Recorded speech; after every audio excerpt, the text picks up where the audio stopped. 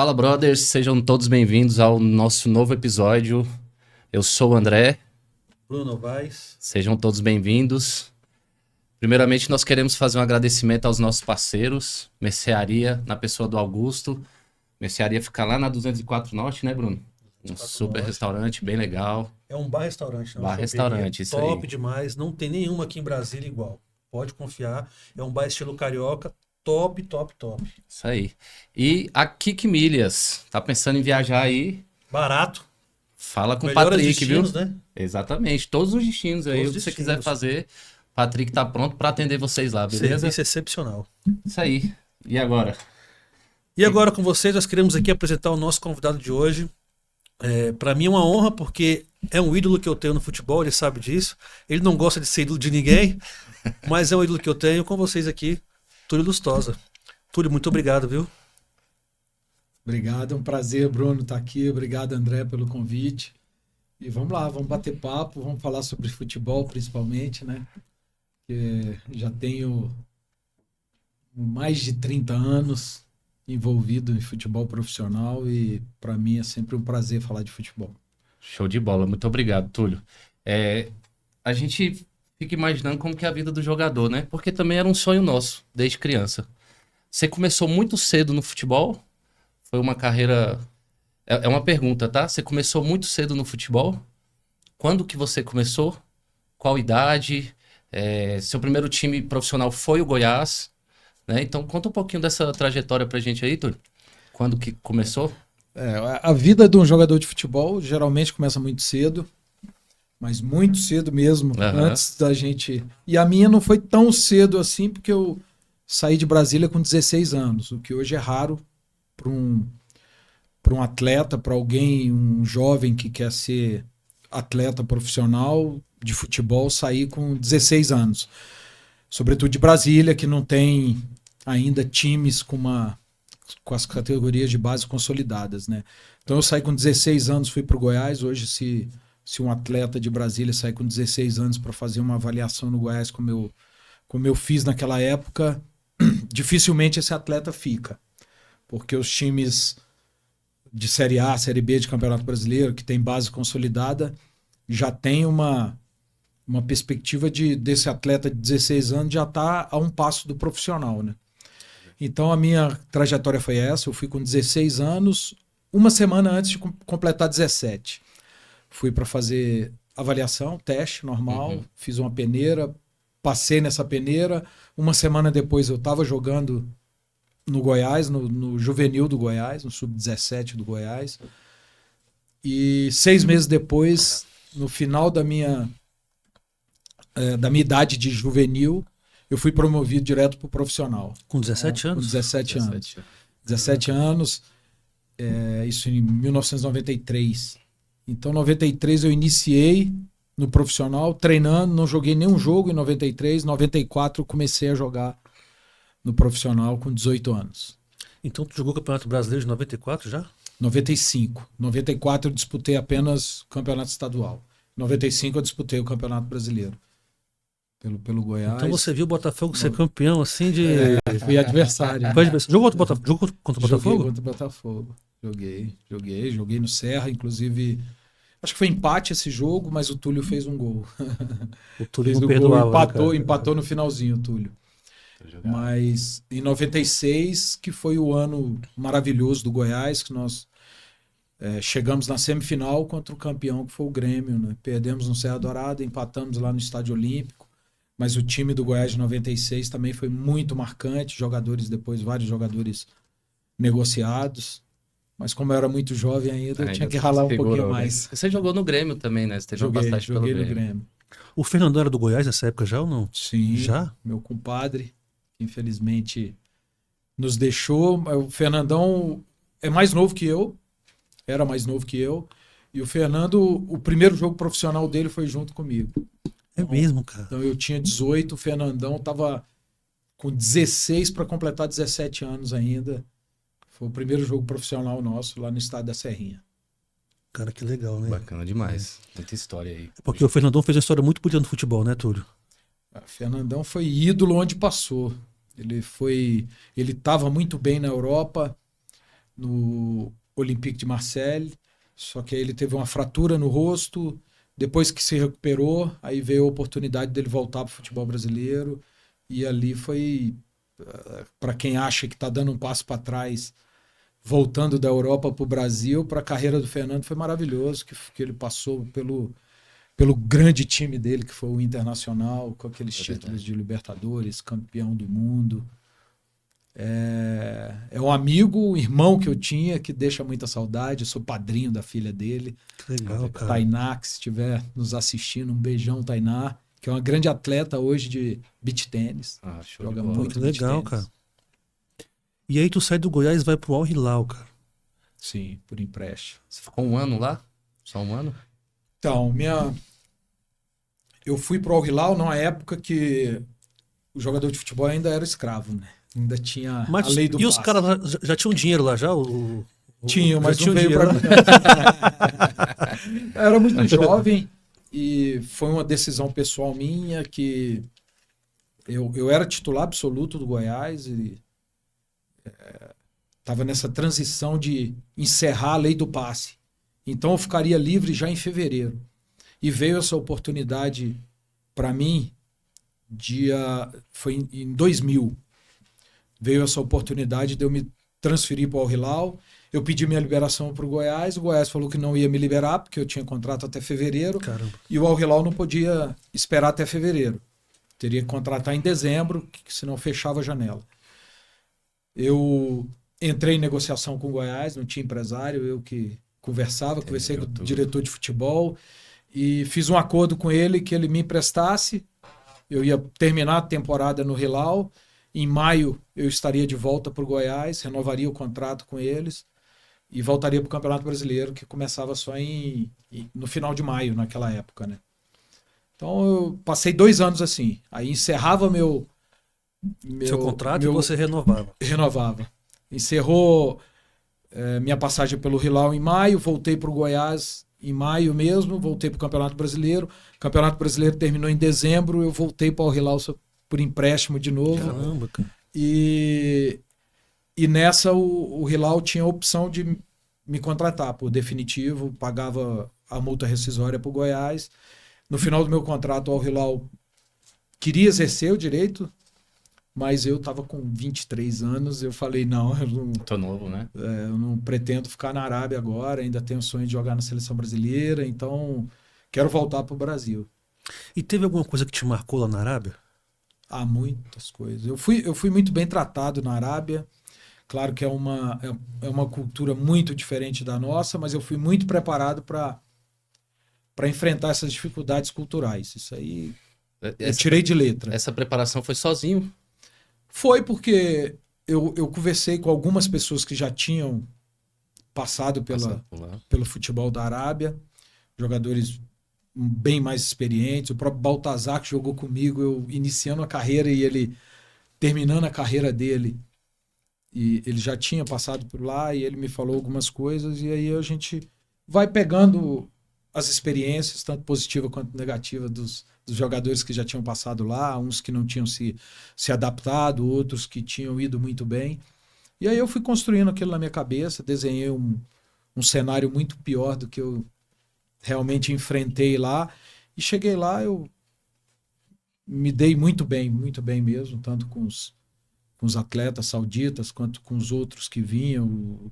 Lá na época tinha o Macedo, que era brasileiro, Macedo que jogou no São Paulo, né? E o Edmilson, que é um brasiliense, que eu tive a grata satisfação de conhecê-lo lá, jogando junto no Hilal, que fez a carreira toda lá em Portugal, mas ele é daqui de Brasília. E o Gato Pérez, que é um colombiano. Fiz amizade com todos eles, fiz amizade com os sauditas também. Então, a cultura a gente estranha muito. No ano seguinte, eu passei 2 anos, no ano seguinte eu fui casado já, e aí a gente se depara com a realidade um pouquinho mais difícil, porque para a mulher é muito mais complicado do que para o homem lá, né? É preconceituoso o país? É, machista, muito, né? Muito machista, né? E a mulher não tem direito a fazer absolutamente nada. Nem frequentar os mesmos lugares que os homens. Então, isso, a segunda passagem minha me marcou mais por esse lado, porque eu via o que a minha esposa sofria para viver naquele país. Mas mesmo assim ela prefere voltar para a Arábia do que para o Japão. Eu joguei no Japão também, e lá ela teve mais dificuldades. Mas por quê? Por causa do ambiente Do mesmo? idioma. Eu morava numa... O nome do No time é sul. Oita, né? Oita Trinita. 30. É, Legal. É fácil jogar no Japão? muito difícil. Muito É mesmo, difícil. Túlio? Na Arábia, maravilha.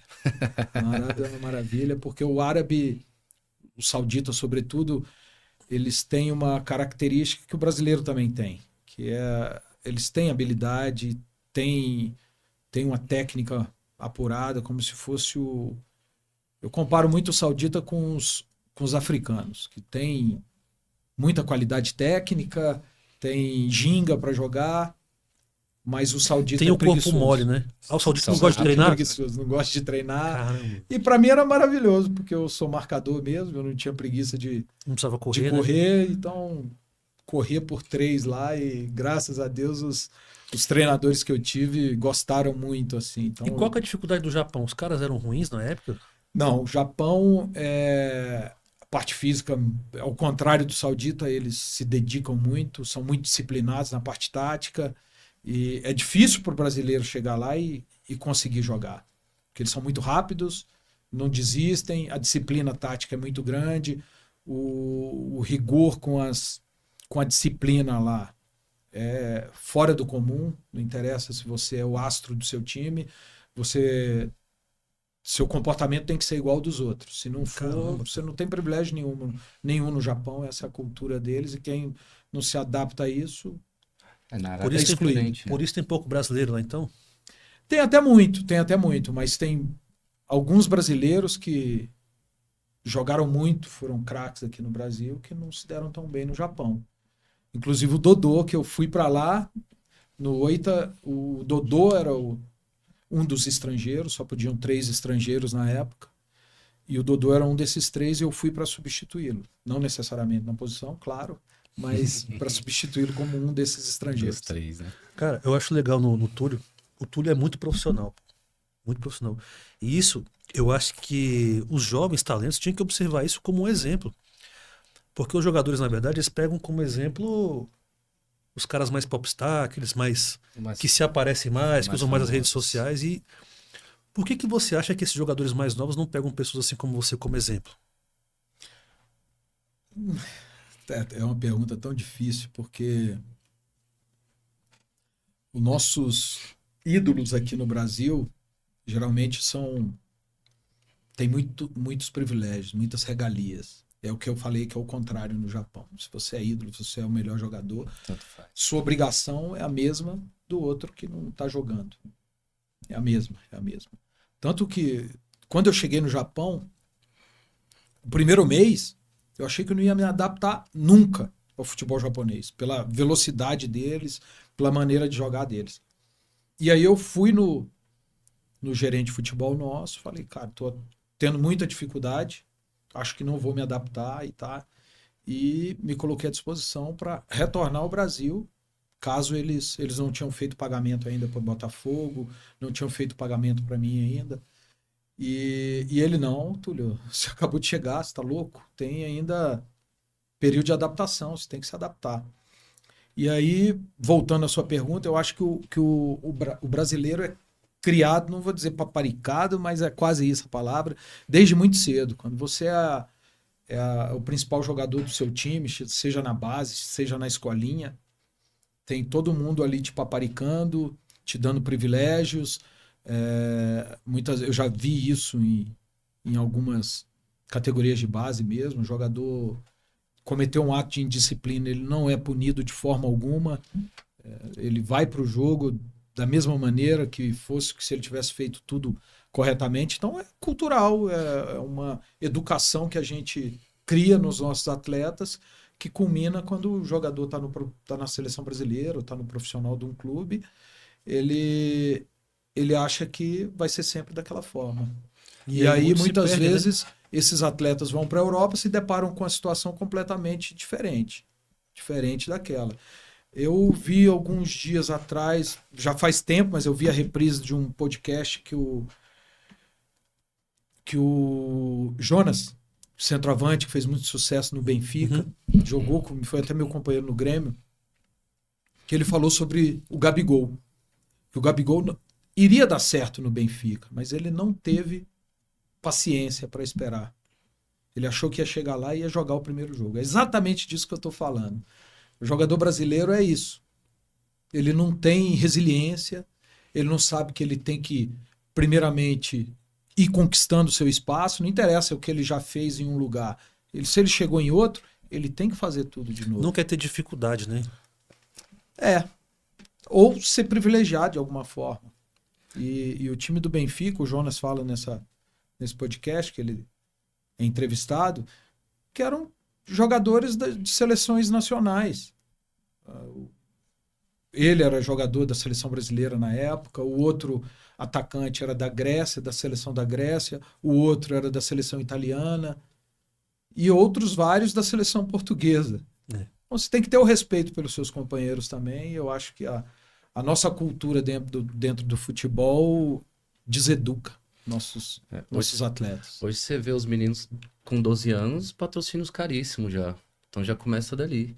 Os meninos já são cercados, todo mundo blindado, para não ter muitos problemas e tudo. E eu acho que acaba gerando esse... Não sei se é um problema, mas acontece isso quando chega na Europa, tudo. É bem complicado isso aí. É porque, igual o Túlio falou, o cara é mimado a vida inteira, pô. Você pega um moleque de 12 anos, ficando rico, ganhando 50 mil reais, pô. O moleque é bom ganhando 50 mil. Exatamente. Então é muito difícil isso. Enquanto o dinheiro for a prioridade... Justamente.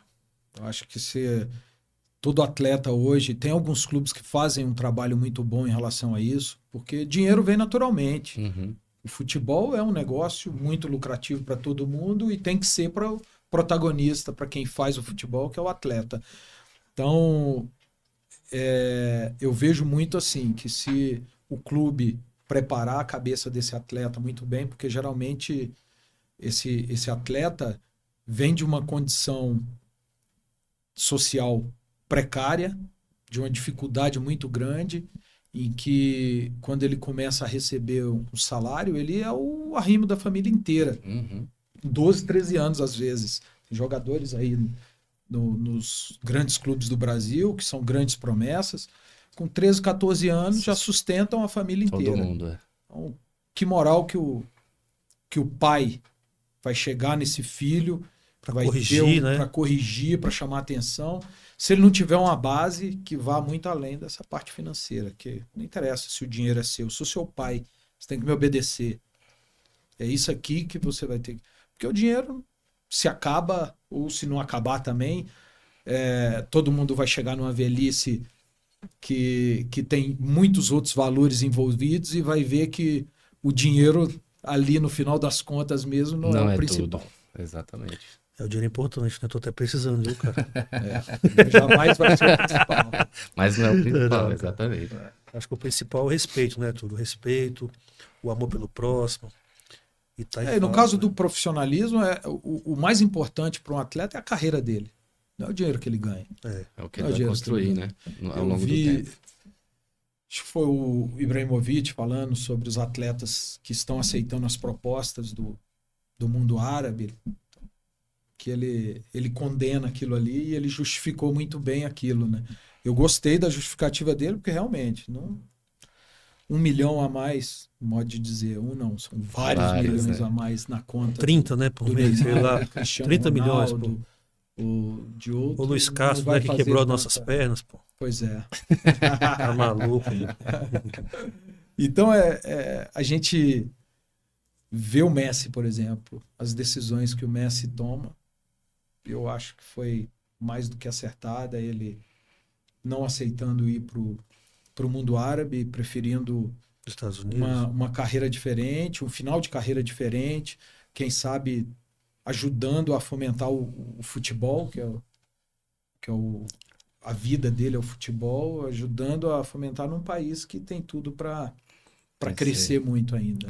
na verdade, tem uma condição melhor, educacional, cultural. Os filhos. Ele não pensou só no futebol, ele porque o pensou cara na vai família dele Você também. viu o Né? Cristiano Ronaldo sendo condenado a tomar chibatada, pô.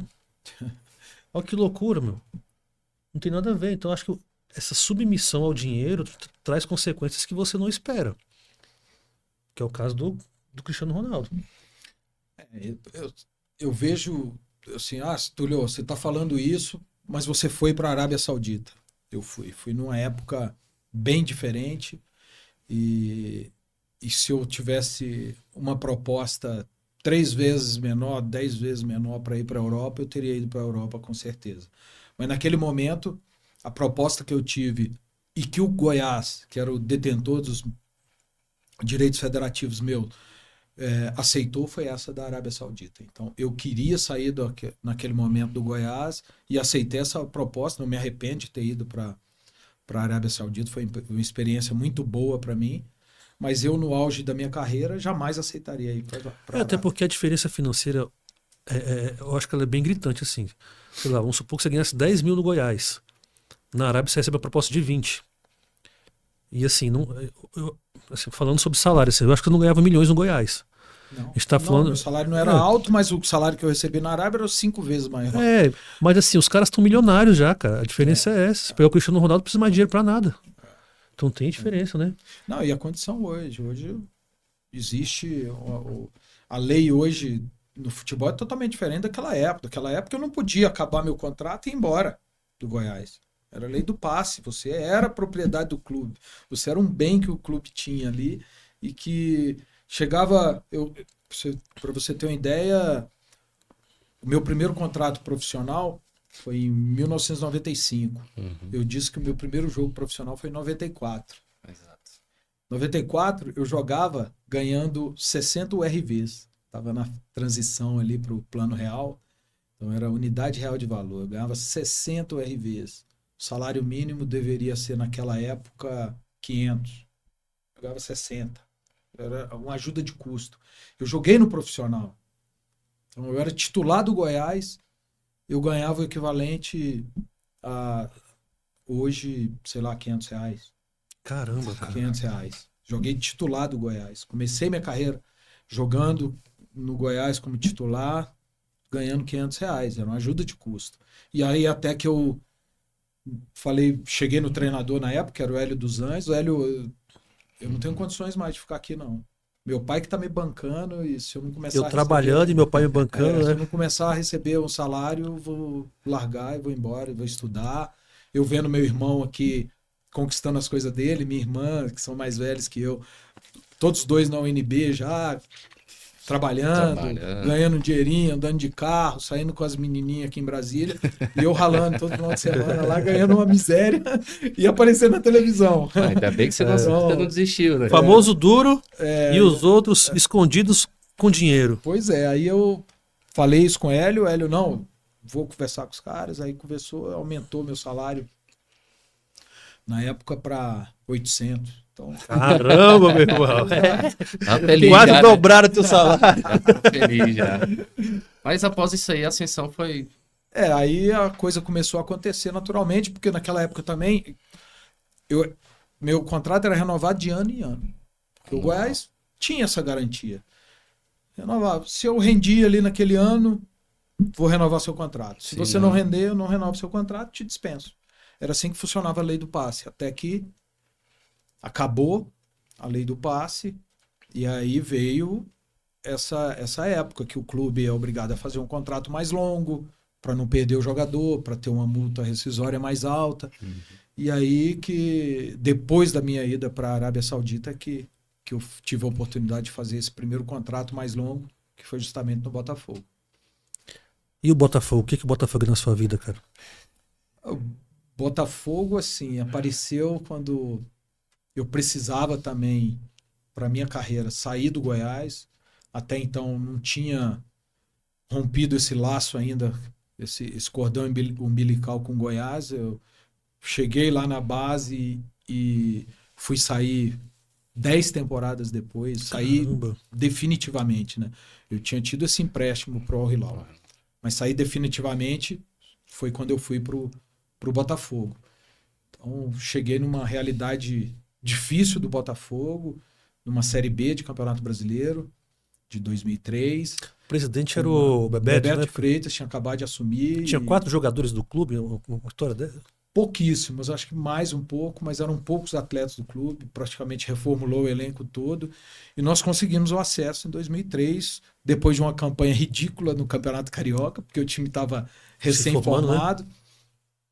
Mas começamos a Série B devagar, mal também, muito xingamento da torcida, até que o time engrenou e aí nós conseguimos acesso junto com o Palmeiras. Mas quem visse o Botafogo foi vice-campeão, né? Fomos. Eu lembro que o Botafogo jogou contra o Marília. Isso. Perdeu acho que de 1-0 com gol do Delany. Isso foi na fase classificatória. Na fase final de grupos, nós ganhamos. Nosso jogo do acesso foi numa vitória contra o Marília, acho que de 3-1. Então o Botafogo. Então foi isso. Inclusive, mas antes o Botafogo perdeu pro Marília, não foi isso mesmo? Eu acho que nós perdemos pro Marília na fase classificatória ainda.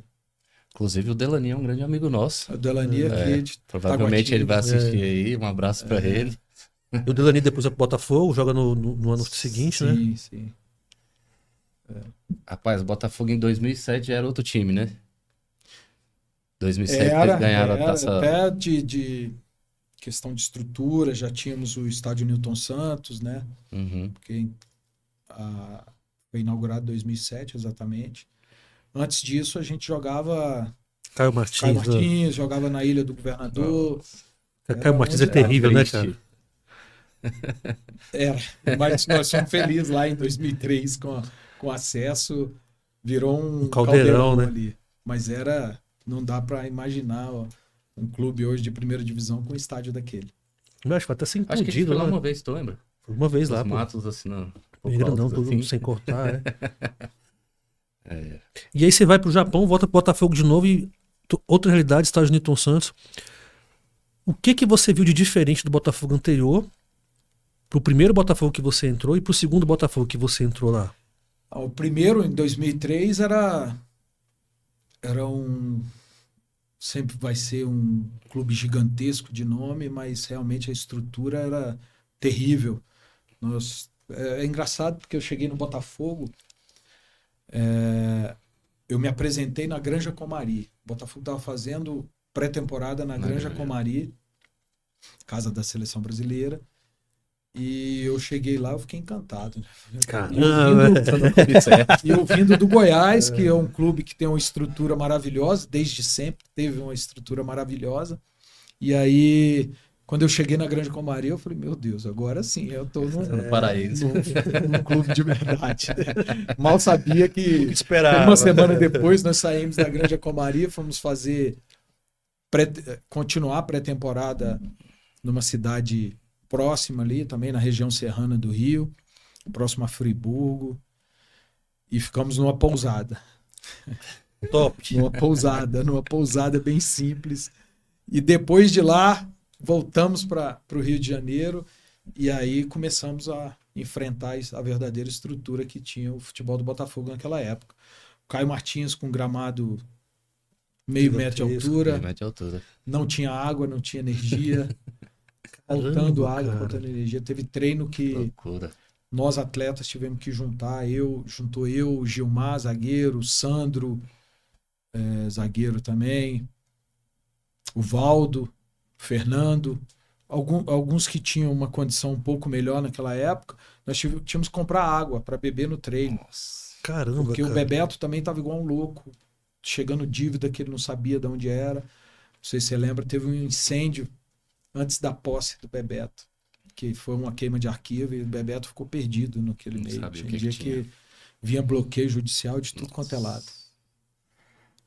Eu acho que torcer Botafogo é mais sofrido. Então essa foi a primeira fase.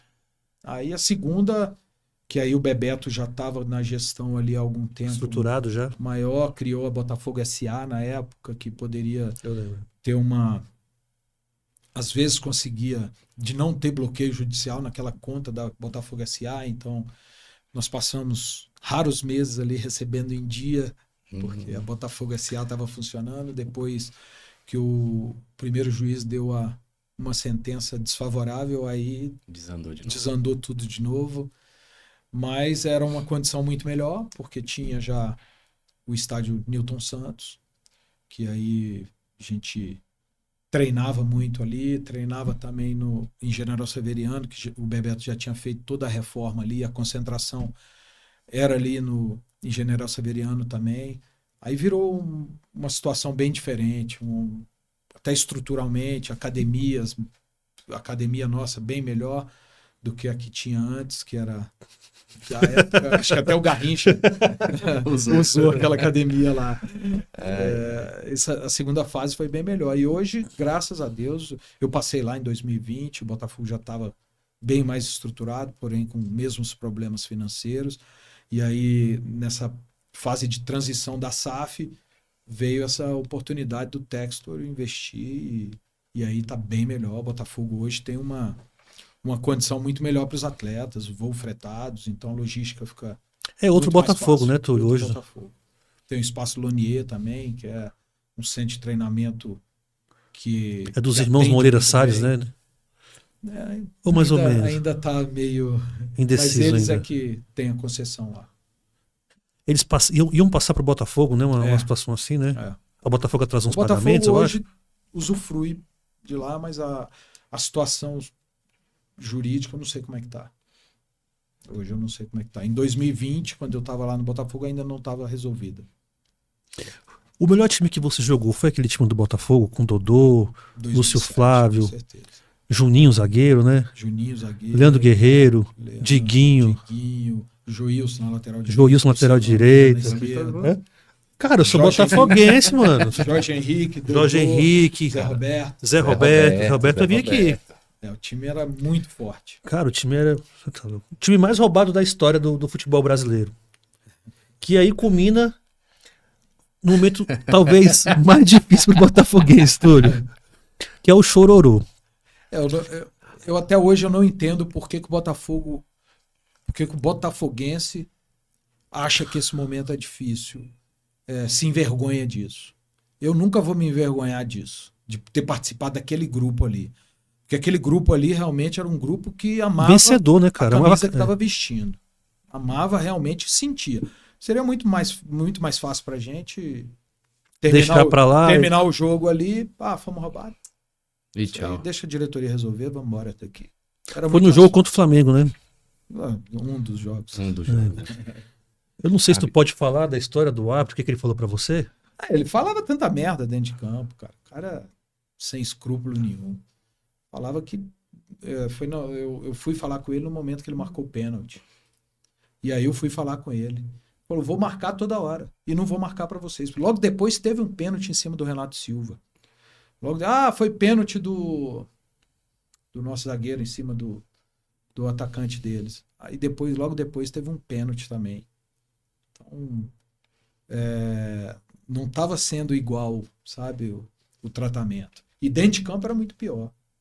Queria que tivesse um microfone ali, uma escuta, aliás, ali. Hoje, tendo o microfone, a gente ainda fica na dúvida, né? Hoje tem leitura labial. O cara comemorou o gol contra o Botafogo no VAR. Gol! O gol o quê, cara? Você não tem que gritar gol não, mano. O Botafogo foi... Cara, mas eu como torcedor, mano, esse time era muito louco, velho. O Cuca fez esse time jogar como nunca eu vi o Botafogo jogar. Pra mim, que eu vi jogar, foi o melhor time do Botafogo. E era um time ofensivo, que a torcida gostava, porque eu não lembro aqui de ter feito algum jogo em 2007 que nós não saímos fazendo gol. Não lembro de ter saído com 0 no placar. Todo jogo era gol. Tomava gol, mas fazia gol pra caramba também aquele time. E o Cuca tinha feito uma marcação, era sempre dobrada a marcação daquele time. Eu sempre observava 2 jogadores marcando. Era orientação do treinador ou não? Não, era posicionamento natural do time. A gente tinha uma linha defensiva muito forte ali, né? Com Luciano Almeida na lateral esquerda, que era quase um terceiro zagueiro. Em compensação, nosso lateral direito era o Joilson, que era quase um atacante. Jogava muito o Joilson, né? Então, muitas vezes, o torcedor, o próprio crítico ali, o comentarista esportivo, não percebia isso. A gente, às vezes, jogava num 3-5-2. Porque nós tínhamos Luciano Almeida, Juninho e Alex Silva atrás. Aí o Joilson vinha para o meio, jogava eu, Leandro Guerreiro, Lúcio Flávio, o Joilson vinha e o Jorge Henrique vinha também. O Jorge Henrique fazia o ala ali, praticamente. Infernizava, né, cara? E na frente, Dodô e Zé Roberto. Zé Roberto, no melhor momento da carreira dele, disparado, infernizando, destruindo. Demais, cara. Até o jogo contra o São Paulo, que ele chegou uma máquina na véspera do jogo ele contra chegou São Paulo. No Como é que fala, mano?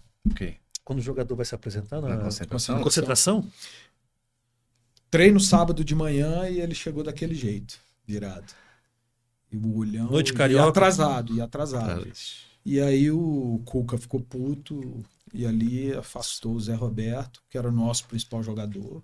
Era o cara que decidia individualmente, ele estava infernizando. E aí resolveram afastar o Zé Roberto e ali começou e não dava pra ele jogar bêbado, pô? Não, ele tava bêbado ali, né? Pra treinar não dava. Já vi vários jogadores pra treinar realmente não dava, mas sinceramente, se eu sou o treinador, pô, eu botava ele pra jogar no outro dia, se ele não jogasse porra nenhuma, aí na segunda-feira eu acabava com ele. A responsabilidade de água gelada nele. Pô. Amarra ele lá, dá um banho de água gelada lá. Igual você falou, se não jogar... Tchau. E aí veio o jogo do São Paulo, né? Foi esse jogo. Aí era o último jogo do turno, a gente disputando a liderança e vencesse o São Paulo, terminava o turno como campeão simbólico. E aí perdemos para o São Paulo, aconteceu um monte de coisa ruim depois, o Dodô caiu no doping. Eu fui suspenso por causa justamente desse jogo contra o São Paulo, que eu dei um bico na cabeça do Leandro. Né? Fez as pazes com ele? Fez as pazes com ele? Fiz, porque depois nós jogamos no Grêmio. Com 60 dias? Mas não tinha nada a ver com ele, tinha a ver tudo que aconteceu durante a temporada. Ali na semana, a semana aconteceu tanta coisa ruim, do Zé Roberto, do Dodô, do doping. Foram 60 dias de suspensão. 60 dias, né? Férias. 60 dias de... Sofrimento, treinando. Time voando. Aí o Dodô sai, Zé Roberto sai, Túlio sai. Cara, o Botafogo aí o time desandou. Aí eu voltei justamente naquele jogo contra o Cruzeiro no estádio Newton Santos, que eu fiz um gol de fora da área, que eu acho o gol mais bonito da minha carreira. É um golaço. Aí eu voltei nesse jogo, que nós ganhamos de 4-1 do Cruzeiro. Depois dessa fase, você ficou mais quanto tempo lá? Aí eu fiquei em 2008. Que aí vocês foram campeão da Taça Guanabara, né? Aí também em 2007, 2008. Isso. Bicampeão em 2008. E aí depois eu saí pro Corinthians em 2009. 2008 foi em cima do Vasco? Semifinal, acho, em cima do Vasco. No Engenhão? Não, Maracanã. Teve um jogo, não sei se foi 2007 ou foi 2008. Eu assisti o jogo no Engenhão. E o Vasco perdeu. Pé frio. E o Vasco perdeu. Não é só esse, nessa época. Eu não lembro. Eu sei que a semifinal foi lá no Maracanã. No Maracanã. E aí tu vai pro Corinthians. Aí, 2009, Corinthians. E eu acertei com o Corinthians em dezembro de 2008. Me apresentei no final de dezembro. Logo no dia que eu estou me apresentando, eles anunciam a contratação do Ronaldo também, né? No mesmo dia, cara? No dia que eu estava me apresentando, anunciaram a contratação do Ronaldo. Aí ele veio depois. E aí virou uma... O Corinthians já é uma loucura muito grande, um assédio fora do comum. Torcedor do Corinthians, se a gente não... Um bando de loucos. Se a gente não tiver um espaço num hotel para fazer a concentração reservado exclusivamente para o Corinthians, caramba, é impossível. Você vê torcedor invadindo o hotel. É mesmo, cara? E eu achando que aquilo era por causa do Ronaldo, e aí o pessoal, não, isso aí é assim. Normal. Então dormia um segurança na frente do elevador do hotel e outro na frente da escada de emergência também, porque senão tinha invasão de torcida. É mesmo? Loucura, né? O Acosta... Jogou com o Acosta lá também, né? Joguei. O Acosta falou que foi expulso de um restaurante com a família dele, cara. Porque não conseguia... Não tava rendendo. Cobraram o cara no restaurante, cara. Com a família. Que o Acosta jogou bastante, né? Jogou bem. Não foi. Ele machucou Machucou, acho que quebrou a perna. Ele foi artilheiro do teve campeonato, não foi? Campeonato Paulista? Acho que Não, Campeonato foi brasileiro, não. Não, mas brasileiro, mas pelo Náutico. ele teve um Pelo momento, Náutico, é pelo verdade. Náutico. Aí, no Corinthians verdade. ele começou bem, depois ele fraturou, acho que o tornozelo, e aí ele teve uma dificuldade depois e não conseguiu mais se adaptar, jogar. No Corinthians ele não conseguiu. Corinthians é difícil, cara. Tu foi cobrado no essa Corinthians? Pressão doida lá. Graças a Deus não, porque o time, nós somos campeões invictos do Paulista, fomos campeões da Copa do Brasil, e aí eu fui pro Grêmio. Na verdade eu nem pra final da Copa do Brasil eu não fiquei. Já tinha ido Você pro que Grêmio pediu pra antes. sair do Corinthians? Não, veio a proposta do Grêmio e eu tinha começado o ano como titular do Corinthians e o Corinthians tinha um time muito encaixado. Uhum. Então, o time que subiu da Série B de 2008 já tinha como volante o Christian e o Elias. Então eram dois baita volantes com uma identificação muito grande com o Corinthians e jogava pra caramba, os dois. E quando eu cheguei em 2009, o Mano colocou pra jogar nós três. Porém o Ronaldo não tinha estreado ainda, então eu sabia que a vaga ali ia minar. um dos três ia sair sair. fora. E como eles estavam muito entrosados, sobrou pra mim, mas assim, não só por estar na reserva que eu pedi para sair, porque eu também vislumbrei uma situação muito boa no Grêmio, o Grêmio disputando Libertadores, com um time bom, um time forte, time experiente. E aí no momento que eu recebi a proposta, fui conversar com o Mano, fui conversar com o presidente, e aí me entendi com eles e fui pro Grêmio. O Grêmio também é um time... Tem algum treinador que você destaca assim como o melhor na sua carreira, que passou na sua carreira? Assim? Além do Cuca, tem o Paulo Autuori também, que eu sempre cito esse cara, porque ele, como gestão de grupo ali, não tem igual. O cara que ganhava ou perdia, o tratamento dele com você era sempre o mesmo. Tem jogador tem treinador que é mais passional e muitas vezes perde a linha ali e acaba deixando o trabalho fugir das mãos dele. Mas eu destaco o Cuca, destaco o Paulo Autuori e o Hélio dos Anjos, foi meu primeiro treinador profissional também, que até hoje eu chamo ele de maluco, que ele me colocou para jogar como zagueiro com 1,75 m, pesando 65 quilos. Então, falou, Hélio, você é louco. E, Túlio, como que foi a tua experiência lá no Botafogo como diretor de futebol lá? Eu lamento ter ido num momento tão ruim. Ruim por todos os motivos que rondava. A situação do clube financeira não era boa, o elenco já estava formado e eu estava chegando a 20 dias do fechamento das inscrições do Campeonato Brasileiro. E o pior de tudo, que quando eu cheguei lá, eu ainda tinha esses 20 dias para poder fazer uma contratação ou outra, mas quando eu cheguei lá, me deparei numa situação, porque o Campeonato Brasileiro, você tem limite de inscrição. E naquele ano eram 40 inscritos e 10 trocas que você poderia fazer. Ou seja, você tinha 40 jogadores inscritos, mas poderia fazer ainda 10 trocas. E para minha surpresa, quando eu cheguei lá, o Botafogo, por causa da pandemia, muitos jogadores com Covid, o ex-diretor de futebol que estava lá inscreveu todos os moleques da base. Então eu cheguei lá, já tinham sido feitas 8 trocas. Eu só podia fazer mais 2. E aí eu tive a oportunidade de contratar somente 2 atletas e um deles ainda machucou no primeiro jogo que entrou, que foi o Angulo, que era um atacante de beirada que era do Palmeiras, um colombiano. E aí nós não poderíamos fazer mais nada, porque não tinha mais como inscrever atletas. Ficamos com aquele elenco, muitos jogadores importantes machucados, e aí desandou tudo. Aí quando eu contratei o Ramon Dias, treinador, que ele chegou no Rio de Janeiro. Ramon Dias é o do Vasco? Do Vasco, hoje é o do Vasco. Chegamos a contratá-lo. E aí ele me ligou, Túlio, passa aqui no hotel que eu preciso conversar contigo. Aí ele Eu já estranhei, pô. Acabou de chegar no Rio de Já quer Janeiro. conversar? Aí cheguei lá e, para minha surpresa, ele... Porque a gente falava todo dia pelo telefone, mas nesse dia ele precisou Papo de conversar homem, né? pessoalmente. Ele teve um problema, E ele né? teve um tumor e Uhum. precisava voltar para o Paraguai, que é onde ele mora, para fazer a cirurgia. E aí eu fiquei realmente muito sem ter o que fazer. Falei, não, deixa a sua comissão técnica aqui, trabalhando. Você fica esses 30 dias, mas 30 dias. Se você não voltar em 30 dias, a gente tem que rescindir o contrato sem multa, porque a partir depois desses 30 dias tinha uma multa muito alta. E aí ele aceitou e, infelizmente, os 30 dias não foram suficientes, a gente não podia mais esperar.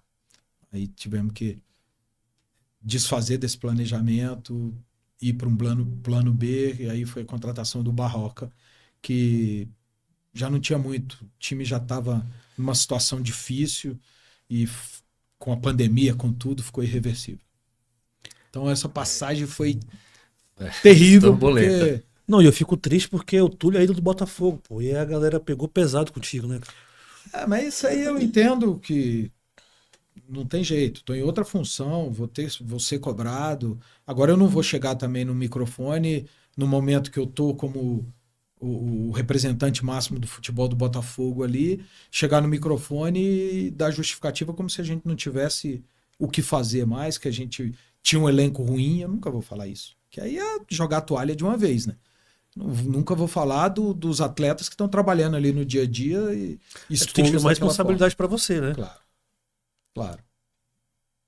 Então, foi mais ou menos isso. E na carreira tu foi sempre assim, de chamar responsabilidade, de ser capitão dos times. Eu nunca fugi, não, de responsabilidade. Você pegar os piores momentos do Botafogo, por exemplo, nas derrotas do Botafogo, quem tá lá dando entrevista sou eu. Então, Por isso que o povo pegou em cima dele, né? Que ele tava à Muitas frente ve- lá dessa entrevista. muitas vezes Muitas vezes não, quase sempre o assessor de imprensa chegava no vestiário chamando um ou outro, não vou. E aí, não vai ninguém? Aí sobrava aqui pro otário ir. Tudo. Mas não me arrependo né, também cara? não, É bom. porque Porque isso é bom que faz você ser uma pessoa mais notória. Você aparece mais do que os outros. Apesar mesmo de ser... no momento ruim. Porque a assim... porrada é maior também. Não, lógico Claro que que é, é. mas- A exposição é maior maior. e ninguém quer se expor em momento difícil. Ninguém, Sim. entre aspas. Tinha outros que iam muito também. O Lúcio era um que ia, o Juninho era outro que ia também. Então eram sempre os mesmos, aqueles mesmos que davam a cara. Não é bom, mas fazer o quê? Deixar... Não vai ninguém? Largar não dá. É. Túlio. E aí você...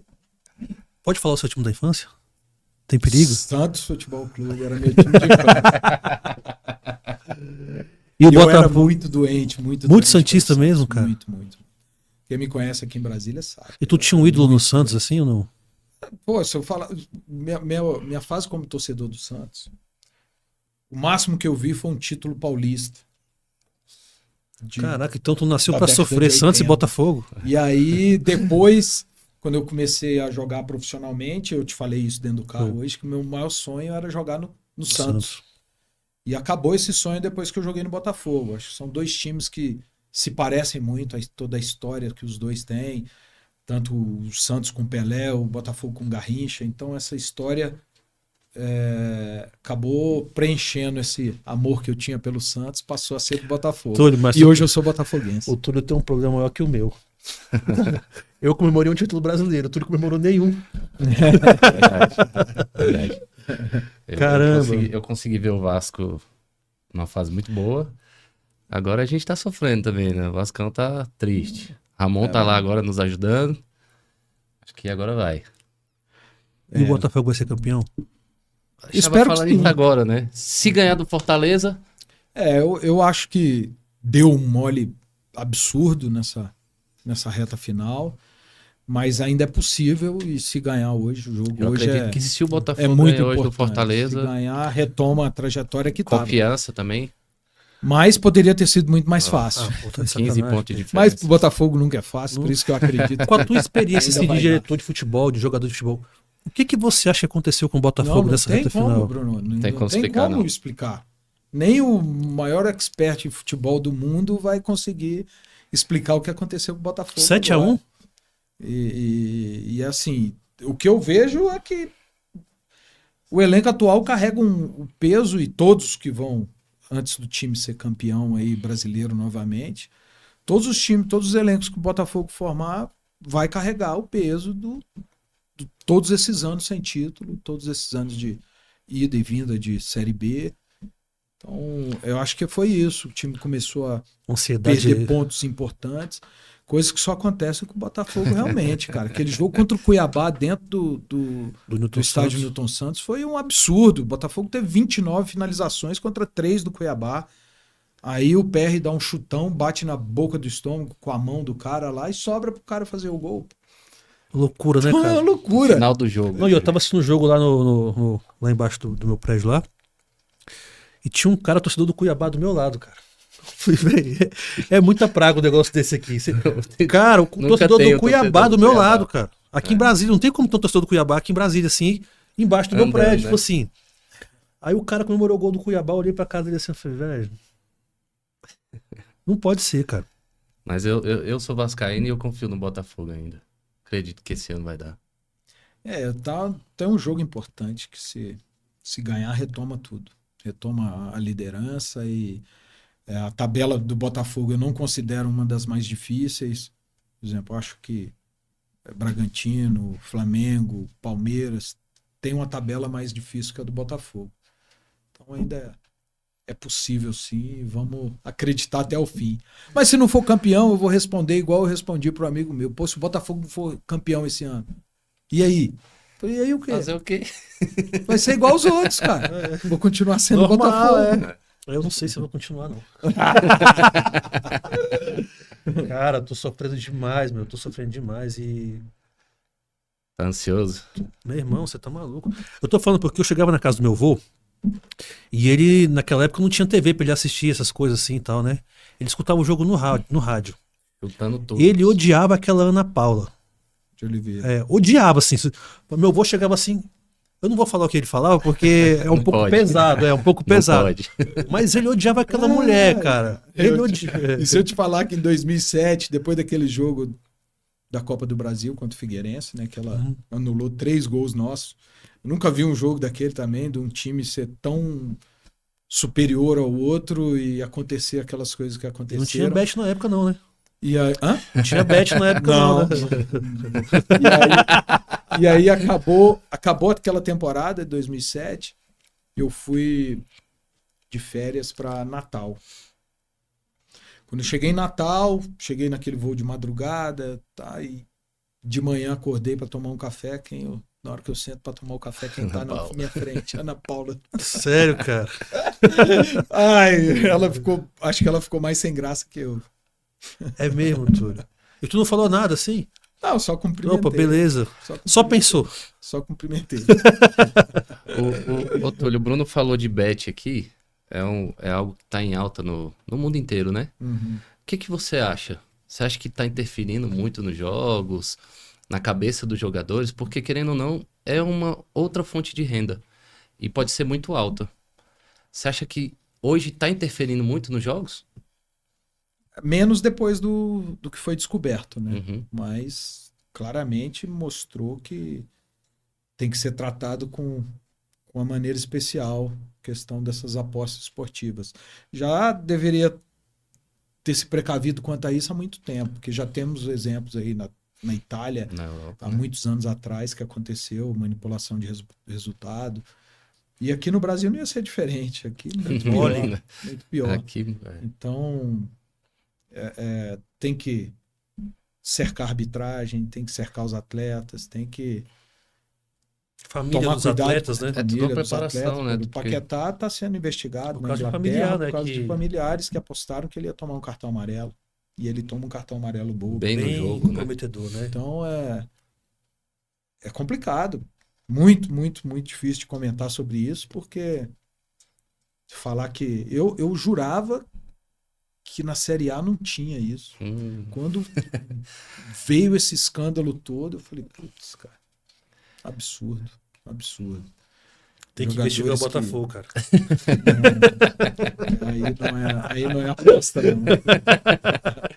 Eu tô brincando, cara. Mas é absurdo, cara. Você pegar um cara que ganha R$200 mil por mês. Eu acho que mas eu acho mais absurdo mesmo é o cara pegar R$50 mil e ser expulso depois do jogo. Perdeu. Como é que pode, cara? O cara perdeu a aposta. Véio. Foi expulso depois, não adianta nada. Tinha acabado o jogo. Acabou o jogo. Olha que loucura. E algumas pessoas, assim, eu não sei como é que um cara desse se envolveu nisso. Eu tenho amigos em comum com ele que falam que é um cara, assim, que ninguém duvidava do caráter dele em momento algum. E aí ele se envolveu nisso. Não sei se... O dinheiro não é tudo, né, Túlio? Não.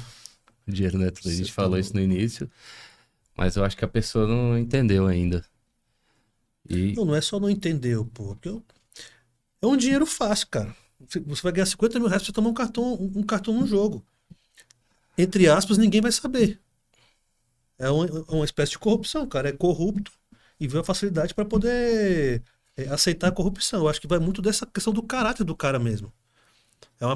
Escondeu algo que eu Já consigo esconder de você o meu caráter de outras pessoas, mas quando aparece uma pessoa sem caráter do meu lado, juntam os dois sem caráter ali deu ruim. E fazem a coisa errada.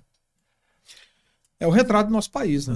A gente, muito bom o nosso país. Se fosse descoberto tudo que é feito aí na política também, a gente ia ter um escândalo muito maior do que esse do futebol, né? A verdade é essa. Túlio gosta de política. Gosta de política, né, Túlio? Política. Ia ser candidato, né? Graças a Deus, ele me tirou antes dessa enrascada. É perigoso, cara. Eu agradeço até os traíras que me tiraram. Nossa. Mas por que você ficou... Você sabe que tem muita coisa. Vai falar de política mesmo? Não, vamos... Pode falar, pode falar. Não tem medo não, cara. Vergonha, Não, mas o Túlio é um cara bem político mesmo. Isso aí, e eu acho que isso é muito importante. Eu falo assim, igual da questão do exemplo, das pessoas pegarem as pessoas boas do meio que elas vivem ali como exemplo.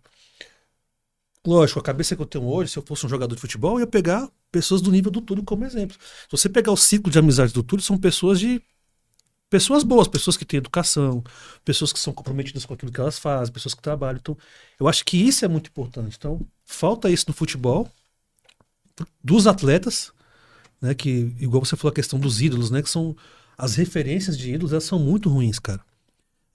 Respeito todos eles, mas eu acho que o comportamento pode ser discutido e falado. Você pega hoje uma seleção brasileira, por exemplo, que os caras não sabem dar entrevista, pô. Os caras não sabem dar entrevista. O jogador, o atacante da seleção falou, o Jesus falou que não sabe fazer. Como que o cara fala, o atacante fala que não sabe fazer gol? Não é o forte dele. Não é o forte do cara, pô. Aí a gente vê uma entrevista do Romário, sei lá, 20 anos atrás. Não, se eu tiver oportunidade, eu vou fazer. O impossível, eu toco a bola. O quase impossível, eu vou tentar. E ele faz gol, fazia gol. Mas é isso, mas é porque não existe um preparo. E falando sobre isso, Túlio, você acha que falta também nos clubes uma preparação emocional para esses atletas? A maioria dos clubes hoje oferece essa preparação para os atletas, sobretudo de base, claro que no profissional depois cada um se vira, né? Aí cada jogador costuma ter sua assessoria de imprensa, mas a assessoria de imprensa geralmente é para corrigir as mancadas que eles dão nas entrevistas, né? Uhum. Então, preparação mesmo é na base, só que quando chega no profissional a coisa é muito diferente do que é na base, né? A base não tem pressão ali, por mais que as diretorias aí dos clubes tentem reproduzir um cenário parecido com aquele de pressão que o jogador vai enfrentar nas entrevistas. Na hora é uma situação inusitada e aí acaba falando besteira e uma palavra dita, meu amigo, não tem volta não. Não volta não. Aí você depois não adianta querer se justificar de forma alguma. Não tem como o Gabriel Jesus, por exemplo, corrigir essa besteira que ele falou, que o forte dele não é fazer gol. E ele tá jogando super bem.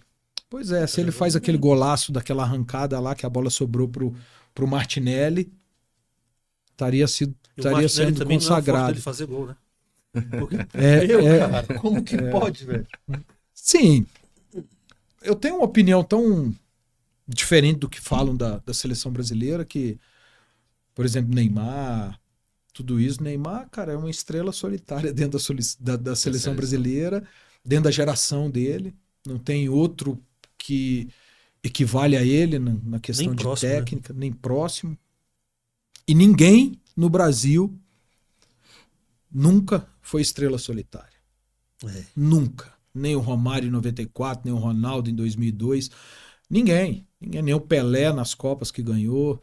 Então, infelizmente, o Neymar carrega um peso muito grande, porque não tem outro para dividir com ele ali essa responsabilidade de carregar a seleção brasileira. O Romário, se você for pegar... Romário, a entrevista dele é sempre muito boa. É bom de ouvir. Romário é. Mas eu te digo uma coisa, se o Brasil perdesse a Copa de 94, o Romário ia ser muito criticado pela partida que ele fez na final da Copa do Mundo. Se vocês pegarem a final da Copa do Mundo, ele errou um gol de cabeça incrível. Incrível. E errou outros gols também. O pênalti dele bateu na trave. Então, são coisas assim que acontecem. Claro que ele merece tudo que conquistou na vida e merece a Copa de 94 também. Mas eu digo igual o Vampeta falou outra vez aí numa entrevista. Se foi aquele sacrifício para ganhar a Copa de 94 com Romário, Bebeto, Zinho, Aldair na zaga, Só fera, Márcio né? Santos, Dunga, Tafarel, César Sampaio, Tafarel, Jorginho, Jorginho, Branco. Imagina agora. Imagina Nós agora. temos o Neymar. Quem mais? Craque, como nós tínhamos antigamente, hoje nós temos o Neymar. Então, muitas críticas direcionadas ao Neymar são injustas. Algumas são justas até, mas muitas são Eu acredito injustas. que mais em relação à questão comportamental extracampo, né? Extracampo, é. Acho que é também a O vida do Romário cara era também. exemplo do extracampo. O problema é O que Ronaldo hoje- era exemplo Eu acho que tá extracampo. faltando gente assim. Então. Eu acho que não é nem isso. Tomar minha É porque cerveja. antigamente, cara, as coisas eram escondidas, pô. Você Não tinha isso aqui, celular. ó. Pô. É. Isso aqui, ó. Exatamente. Eu tava Então- conversando com o Wanda outro dia na casa dele e falou assim, Bruno, na minha época lá em Portugal era bom demais. Porque eu saía e ninguém me via. Mas me digam um escândalo aí do Neymar que a gente não encontra em qualquer outro jogador daquela época. Em Romário, em Edmundo, todos os jogadores. Não tem. e Tudo. Romário, Edmundo, Ronaldo. Ronaldo. Tudo fez muito pior do que o Neymar. O O problema é o poder de Neymar opinião treina da pra população. caramba, só que acho que eu tenho que oferecer uma assessoria de imprensa melhor pra ele, um assessor de imprensa melhor. Porque tem que divulgar as coisas boas que o Neymar faz. justamente Parece isso. que não divulgam tanto. Talvez a mídia não tenha negativa, preocupação, né? na verdade, né? E hoje em dia todo mundo tem boca, cara. Com a internet todo mundo fala hoje. Você pega qualquer pessoa idiota, ela vai falar, vai criticar, Fala o que quer. fala o que quer, te critica, fala mal de você. E isso dá engajamento, né? Falar mal dos outros Muito, dá é. engajamento. A gente E falou eu isso acho com o que- Bernardo, né? Justamente. Ninguém quer saber das coisas boas que ele faz. E sim Não, daqui. mas isso não é só de uma pessoa, é de todo mundo, cara. De todo mundo hoje. Você pode ser a pessoa mais santa da sociedade. Vão achar algo ruim em seu para poder falar mal de você. Então, isso é algo normal. E o Túlio agora tá no Anapolina, Túlio. Anapolina. Anapolina. É um clube que já teve muita tradição, muita mesmo. Tem uma estrutura fantástica, física, e que eu fui convidado há 5 meses atrás, para ajudar nessa reestruturação do clube. E estamos no caminho certo. Eu acho que o processo de SAF também vai ser transformado em SAF. A dívida da Anapolina é uma dívida significativa. Então, ficou muitos anos sendo tratada assim como um clube para usá-lo, na verdade, não servi-lo. Que eu acho que o presidente que vai lá hoje tem que servir o clube e não se aproveitar das benesses Ele que o tem clube dá. estrutura. Tem uma Tem? estrutura muito boa mesmo. Centro de treinamento maravilhoso, com alojamento, com 4 campos, refeitório, Fica em Anápolis mesmo? Anápolis. Anápolis, né? Tem categoria de base lá. reestruturando tudo. reformulando toda a categoria de base. Por enquanto, só com as categorias sub-17 e sub-15. Próximo ano já começa sub-20, sub-13.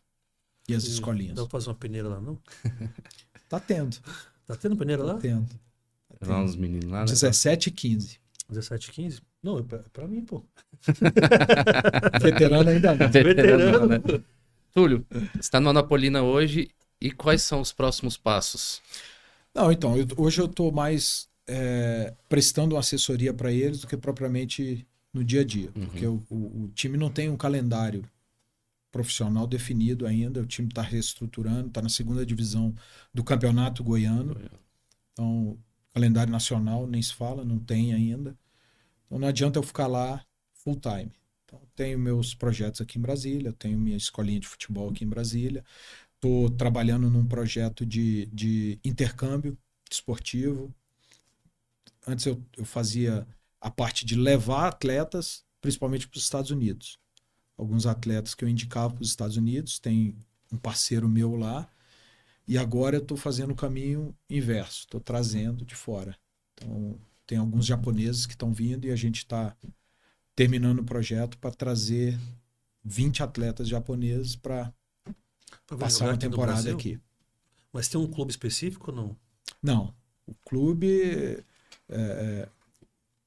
nós temos um centro de treinamento e vamos acomodar esses japoneses no centro de treinamento com toda a estrutura que um clube profissional oferece. Então, academia, um preparador físico, um treinador de goleiro, fisiologista, tudo que um clube profissional oferece, nós vamos oferecer para eles, até porque são jovens atletas que têm a ambição de se tornar profissionais. Aliás, jogam até campeonatos de divisões de base no Japão, mas que querem se profissionalizar e querem se aprimorar para voltar mais forte para o Japão. Algumas pessoas já fizeram isso aqui no Japão. O Oscar, ex-zagueiro da seleção, tinha um projeto muito bom lá em São Paulo também, que fazia parceria com os japoneses. E agora estão vindo. Já trouxe 2 que fizeram parte até do plantel da Anapolina, jogadores que... Japonês? 2 japoneses que têm condições de jogar. E aí esse projeto é tentar, depois que eles passarem por esse período de treino, tentar inseri-los aqui no futebol profissional também. E tem tradutor lá? Geralmente eles não querem que tenha tradutor. Então são jogadores que falam um pouco de inglês, mas que vêm para falar o português. Eu ofereci para ter um intérprete, eles pediram, o responsável lá do Japão pediu para que não tivesse, era melhor que eles se virarem aí para aprender o português. Eles têm uma facilidade incrível. E aí oferecemos também aula de português para eles. Eles conseguem aprender fácil português? Conseguem. E por que eu não consigo aprender fácil japonês? Pois é. Também pergunto. Eu fiquei 2 anos lá. E não aprendeu nada, tu lá de japonês? Aprendi muito pouco, mas também é o comodismo do intérprete 24 horas contigo ali. Você vai ter uma urgência, você não vai querer saber de... Vai querer aprender? Aprender, não. Você vai querer resolver seu problema, né? Então, acaba que esse conforto que eles te dão do intérprete te prejudica mais na frente. Se eu soubesse... Hoje eu pedia para que ele se afastasse. Eu também não era muito de ficar a base ali do intérprete o tempo inteiro, não. Tentava me virar na mímica mesmo, porque na cidade que eu morei também não se falava muito inglês. Então era o japonês puro mesmo. Túlio, olhando para sua carreira atrás hoje, você ainda tem vontade de voltar para o Botafogo? Com tudo que você viveu? Não, mas não, porque já encerrou ciclo. Quando encerra ciclo, não dá. Hoje o Botafogo vive numa situação muito melhor. Então... Não atrasa salário, né? Que é uma das principais coisas. Você ficar tendo que remediar problema ali relacionado a dinheiro é muito complicado. Não tem cabeça que consiga explicar para um atleta porque que o salário dele está atrasado, né? Então, mas não, Botafogo não, acho que já deu o ciclo que tinha que dar ali, então Não tenho essa vontade de voltar para lá, não. Agora, no futebol, eu vou estar envolvido sempre. Muito bom, né? Isso aí. Túlio, nós queremos te agradecer, cara, pela Eu tua que presença agradeço. aqui. Você é um cara muito especial para nós. Obrigado pelo carinho, pela atenção. E se precisar de um intérprete japonês para os caras lá, leva o André, que ele sabe tudo de japonês. Isso aí, Galera, Túlio. A gente te agradece aí pela disponibilidade, por ter vindo bater esse papo com a gente. E a porta está sempre aberta para que você volte. Conte prazer. mais sobre a sua vida, sobre os seus projetos futuros. É isso aí, pessoal. Muito obrigado pela presença de todos aí, por estar nos acompanhando. Com o nosso guerreiro aqui, Tulhão, Botafogo. Obrigado, Bruno. E até a próxima, se Deus quiser. valeu. Valeu, pessoal.